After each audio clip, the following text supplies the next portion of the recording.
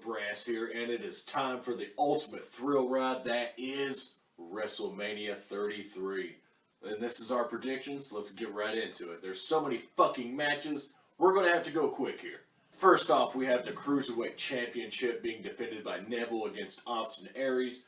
This match is in the Kickoff show, and that's a damn shame because this match is one of the matches I'm looking forward to the most on WrestleMania. If it's anything like the last WrestleMania, the crowd was still pouring in during the first match on the last Kickoff show, and nobody really saw it. And that's a damn shame because Neville versus Austin Aries is going to be one of the best matches on the card. For this match, as much as I would like to see Austin Aries take the championship home, I think Neville retains and Neville wins. Both are great competitors. This is going to be an awesome match. Look out for this one. Next on the Kickoff show, we have the SmackDown Live Women's Championship. We have Alexa Bliss defending her championship against all available SmackDown Live women competitors. Naomi came back on Tuesday, so it's hard telling who else is going to show up in this match. We might see some surprise divas from the past, as they have been rumored to return, like Kelly. You know how WWE has a record with hometown heroes. They hardly ever win in their hometowns, so I don't see Naomi winning it back just yet. Possibly the next pay-per-view. I would like to see Alexa Bliss retain this. Next, we have the 4th annual Andre the Giant Memorial Battle Royal. We have Big Show on this, Braun Strowman, Sami Zayn is entered. There's a few others, Apollo Crews, Mojo, Rawley. It's hard telling who's going to win this because nobody else has been named other than these wrestlers. Samoa Joe could damn well make an appearance in this. Finn Balor is set to be back at any time. He could be appearing in this. It's hard telling who wins. If neither of those guys show up, I see Braun Strowman taking this home. He needs it. This would help him, just like it helped Baron Corbin. It did not help Cesaro so much, but I think that's just because Vince does not like Cesaro. If neither of those guys show up, I see Braun winning this. It may come down to him and Big Show, but he will get rid of Big Show in a fashionable way. He is Braun. He's going to make an impact. This is his first WrestleMania really actually doing anything, so I think he's going to make a huge impact. If Samoa Joe or Finn Balor doesn't show up, Braun Strowman. Next, we got the Raw Tag Team Championships being defended in a ladder match. We got Karl Anderson, Luke Gallows, the Club, taking on Enzo and Cass and Sheamus and Cesaro. After Monday, when Sheamus and Cesaro attacked the Club with the ladders, you should have known some sort of stipulation was going to be thrown in before WrestleMania to make it that more over the top. This should be a great match. I like all three of these teams. Enzo and Cass, as much as they've been around, even in NXT, they never captured the championships. This could be their time. I'm still not very high on Enzo and Cass, as you know. As in previous videos, I have said that I don't really care much for the shtick. They come out, they say their lines, but once they get inside the ring, it's nothing fancy and it's nothing good. Karl Anderson and Luke Gallows have been booked into oblivion since they have arrived. They were strong for a few months, actually, when they first got in there, but after that, it has just gone fucking downhill. These guys have been booked to shit and back. Since Sheamus and Cesaro have become a tag team, they're working well together. Sheamus is getting over a little more. Cesaro is looking incredible. I like the team up. I like everything that's going down. But as far as this match goes, I could very well see Enzo and Cass taking the championships home on the grandest stage of them all, WrestleMania. Vince loves these guys. The crowd loves these guys.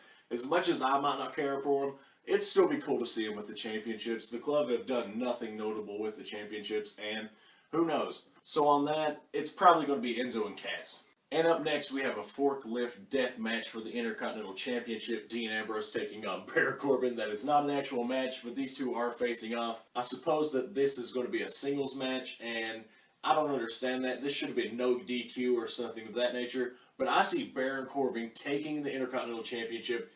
This guy has just been so great in the last year since he was drafted. I really want to see Baron Corbin taking this one home. Baron Corbin would look great with the Intercontinental Championship on him. He is a workhorse, and that's what that title represents. Not saying that Dean Ambrose isn't a workhorse. This man works his fucking ass off. Dean Ambrose does. When's the last time he's done anything notable? He cashed in his Money in the Bank, got the WWE Championship, and that's the last he's really fucking done. I want to see Baron Corbin taking the Intercontinental Championship. Up next, we have the Raw Women's Championship Elimination Fatal 4-Way match. Nia Jax, Sasha Banks, Bayley, and Charlotte are going at it. Bayley's the champion. She's had it for a few months now, I believe. Nothing really notable going on with it. but Bayley's the champion nonetheless, and it hasn't changed in like a month, so that's a fucking great thing. I see something going down to where Sasha Banks causes Bayley to be eliminated, but in the end, I would like to see Nia Jax going home with this. After that, we have the SmackDown Live Commissioner Shane McMahon taking on the phenomenal one, AJ Styles. This match has had a pretty decent build. All in all, I think this is going to be a fucking crazy match either way. A lot of people were disappointed that AJ Styles was going to be facing Shane McMahon in this, but I think it's going to be a great match. We all know Shane's going to do crazy shit. AJ can take the bumps. AJ can make Shane look great. All in all, I see AJ Styles picking up the win in this one. I don't see any way he wouldn't, honestly. After that, we have the non-sanctioned match of Triple H taking on Seth Rollins. After 9 months, this matchup is finally... it's finally happening, guys. It's finally fucking happening.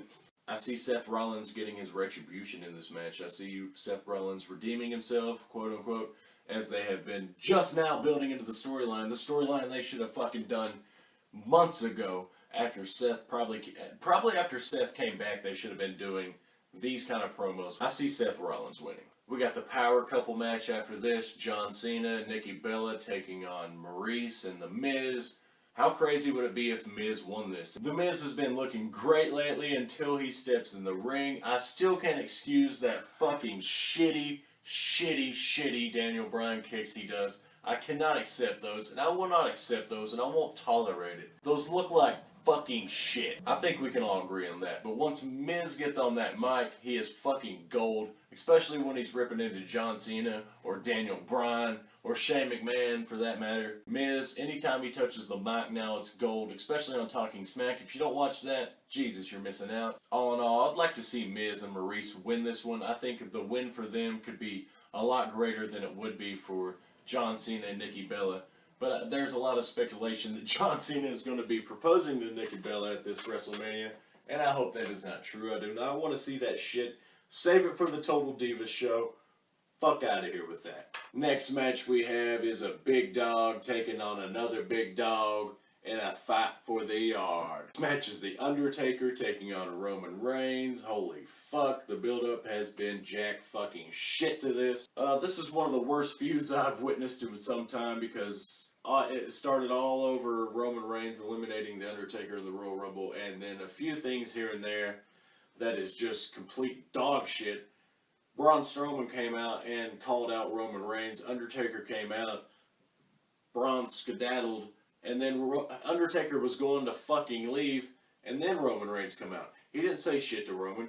Was he going to say anything to Roman? Or was he just going to fucking leave? What was the whole point of that?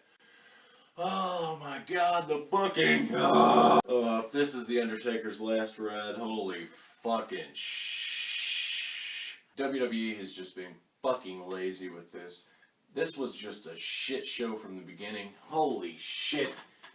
And if this is Undertaker's last ride, what the fuck? They have just fucked everything, pretty much. This has just been, I'm not even going to bitch on this anymore. I'm not even going to make a call on this. But knowing how everything is going at this point, I'm going to have to say Roman Reigns takes the victory. We have the United States Championship match between Chris Jericho and Kevin Owens after this. Holy fuck, how many more matches are there? Chris Jericho taking on Kevin Owens. The friendship is over. Jericho is no more. Chris Jericho got his head busted through a fucking Geritron. It was pretty brutal looking, actually. It was pretty good. Nice touch for that Raw. Raw has been very lackluster, and this go-home show was just absolute balls. And not the good kind of balls. This match has been a while coming. You knew this was coming eventually.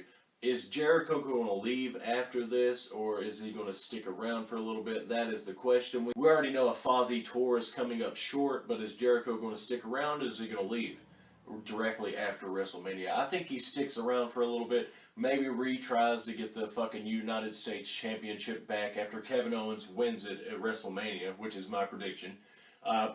Obviously, cat's out of the fucking bag. Jericho's leaving soon, so he's probably going to win it. So on that one, I got Kevin Owens. And into the main championship matches. First off, we have the Universal Championship match, which is probably going to go on last.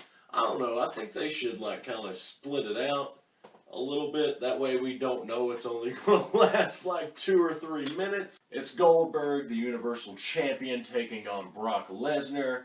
And after Raw, when Goldberg just immediately speared Goldberg, yet again, the same thing we've seen for the past 4 or 5 fucking times now, getting pretty old. They are going face to face for what could be the last time. Who knows? Who knows what Goldberg's going to do? Lesnar's probably going to stick around for a little while longer since his UFC career is done. All in all, I see this going about 5-6 minutes. Fucking Lesnar winning it, destroying Goldberg.